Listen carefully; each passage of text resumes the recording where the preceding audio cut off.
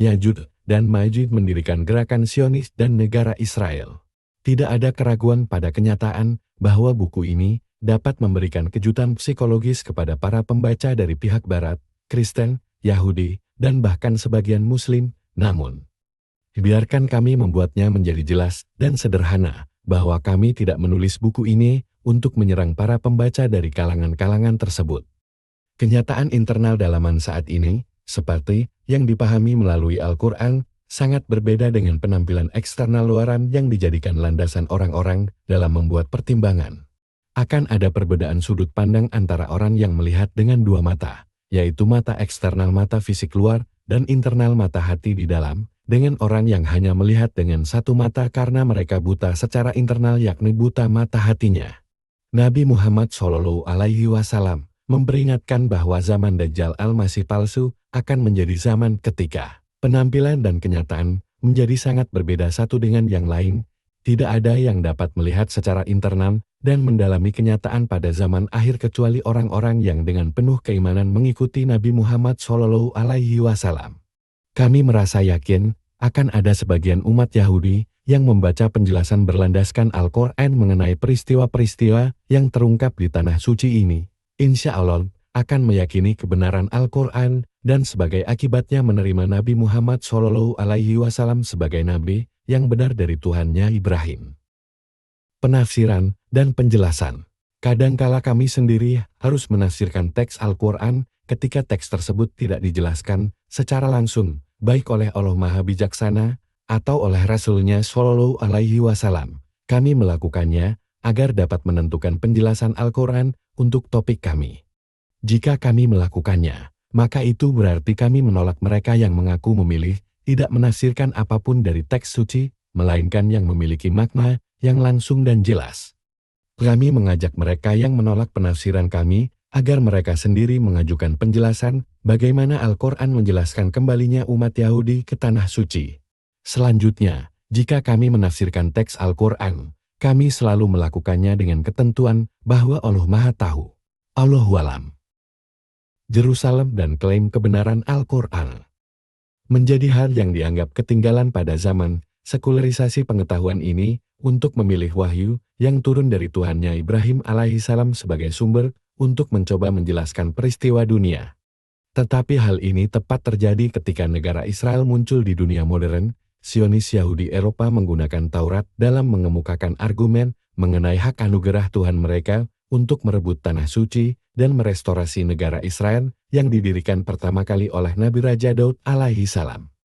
Perdana Menteri Uru Israel yang pertama, David Ben-Gurion, menyatakan dengan sangat terus terang, Alkitab adalah dasar perbuatan kami di tanah Israel. Dengan demikian, cukup adil jika kami merespon kedatangan negara Israel dengan penjelasan yang didapat eksklusif dari Al-Quran. Seiring dengan berjalannya proses historis yang terungkap pada tahap akhir zaman ini, dan semakin meningkatnya kapasitas Al-Quran menunjukkan kemampuannya menjelaskan dunia dan Yerusalem secara akurat saat ini, yang demikian itu akan mengesahkan klaimnya sebagai kebenaran. Lebih penting dari hal-hal lainnya, buku ini menyajikan klaim bahwa Al-Quran adalah kebenaran. Hal ini tepat seperti yang dinyatakan Al-Quran sendiri dalam sebuah surat yang dinamakan Al-Fusilat, sesuatu yang diuraikan dengan jelas. Kami akan memperlihatkan kepada mereka tanda-tanda kami melalui apa yang terungkap di segenap ufuk dari alam semesta dan pada diri mereka sendiri, sehingga jelaslah bagi mereka bahwa Al-Quran itu adalah benar. Dan apakah Tuhanmu tidak cukup bagi kalian bahwa sesungguhnya Dia menyaksikan segala sesuatu? Al-Quran Al-Fusilat 41:53. Yerusalem, sebuah kota suci bagi umat Muslim, Kristen, dan Yahudi, ditakdirkan memainkan peran paling penting pada zaman akhir. Islam, Kristen, dan Yahudi semua setuju pada hal ini. Ada begitu banyak tanda-tanda dengan jelas dapat dilihat bagi mereka yang dianugerahi penglihatan spiritual bahwa sekarang kita hidup pada zaman akhir, zaman yang akan menyaksikan hari kiamat.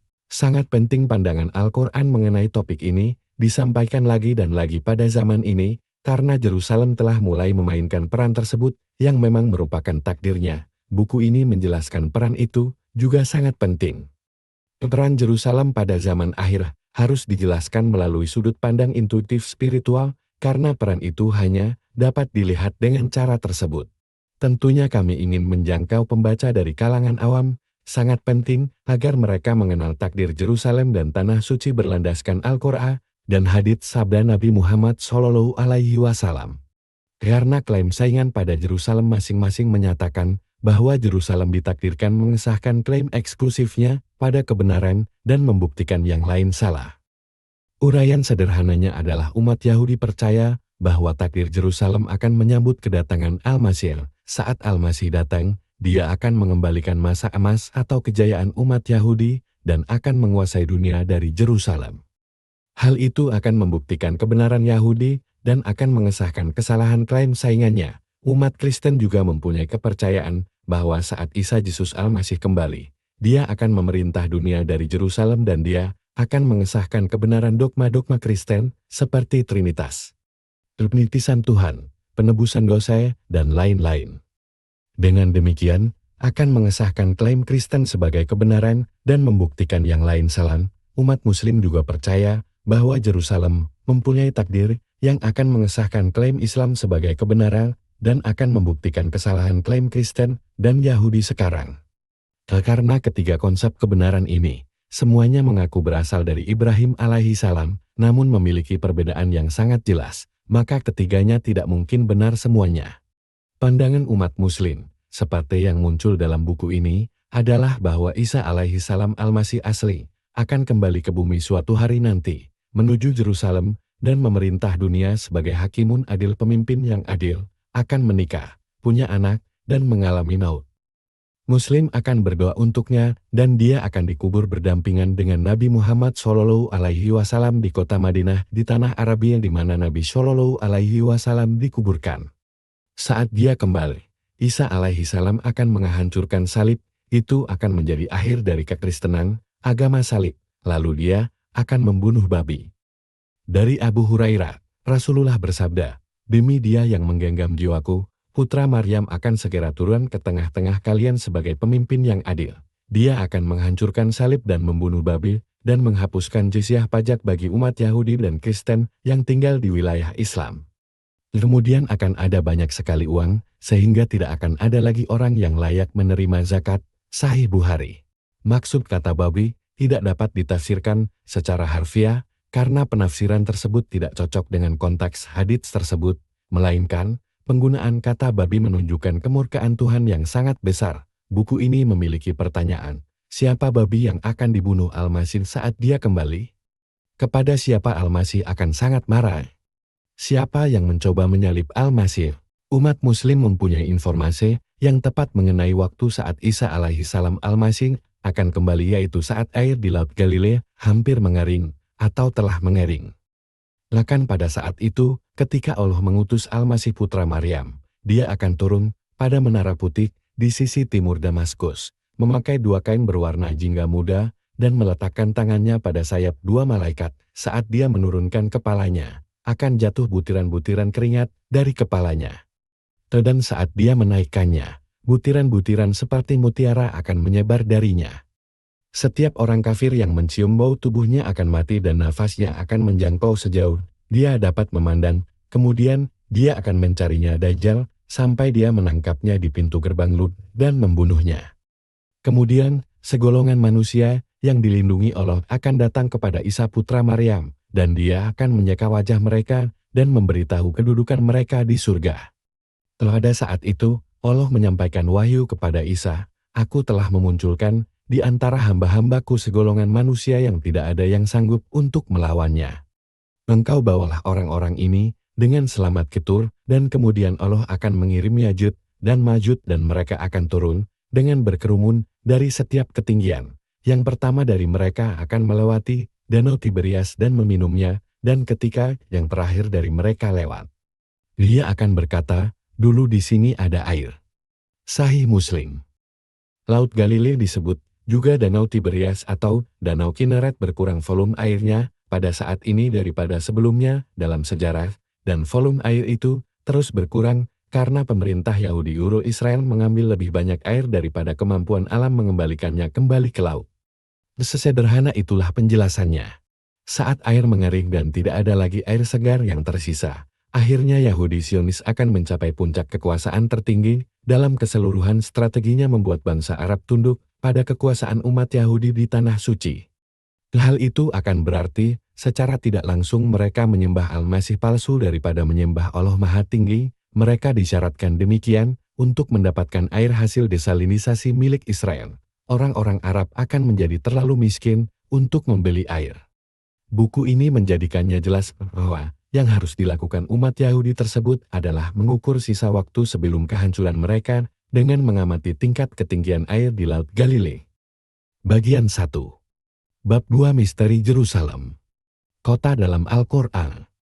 Dan ada larangan pada penduduk kota Karya yang telah kami hancurkan, bahwa mereka penduduk kota itu tidak akan kembali untuk memiliki kota mereka lagi. Hingga apabila Yajuj dan Majuj dilepaskan dan kemudian mereka turun berkerumun dengan cepat dari setiap ketinggian atau menyebar ke segala arah. Al-Quran, Al-Anbiya 21, 95-96. Ketika Yajuj dan Majuj melakukannya, maka mereka menguasai dan mengendalikan dunia dalam tatanan dunia Yajuj dan Majuj. Hal yang aneh, misterius, dan penuh dengan teka-teki, bahwa nama kota Yerusalem dalam bahasa Arab Qudus atau Bait al-Maqdis tidak muncul dalam Al-Quran. Tetapi, banyak nabi-nabi yang disebutkan dalam Al-Quran berkaitan dengan kota suci itu, dan di dalamnya terdapat satu-satunya rumah Allah yang lain. Terpisah dari yang ada di Mekah dan Madinah, yang pernah dibangun oleh Nabi Allah Maha Tinggi. Tidak hanya rumah Allah Masjid Al-Aqsa disebutkan dalam Al-Quran, tetapi disebutkan pula mukjizat perjalanan malam yang dialami Nabi Muhammad Shallallahu Alaihi Wasallam dari Mekah ke Yerusalem dan ke rumah Allah itu. Mungkin alasan dari perlakuan misterius ini adalah karena pandangan Islami bahwa Yerusalem ditakdirkan memainkan peran penting pada zaman akhir. Dengan demikian, mungkin Tuhan hendak menutupi nama kota itu, juga takdirnya, dengan selubung suci yang tidak akan diangkat sampai tiba saat yang tepat. Yerusalem telah terdiam tenang dan sekarang siap memainkan perannya dalam akhir sejarah. Hal ini mungkin menjelaskan masalah tentang hampir tidak adanya literatur Islami mengenai topik takdir Yerusalem, sesuatu yang Dr. Ismail Raji Al-Faruqi maksudkan saat dia menyesalkan. Sayangnya, tidak ada literatur Islami yang membahas topik ini. Lihat bab 1. Kenyataannya adalah tidak ada yang dapat menulis tentang topik tersebut hingga tiba waktu yang tepat saat selubung penutup diangkat.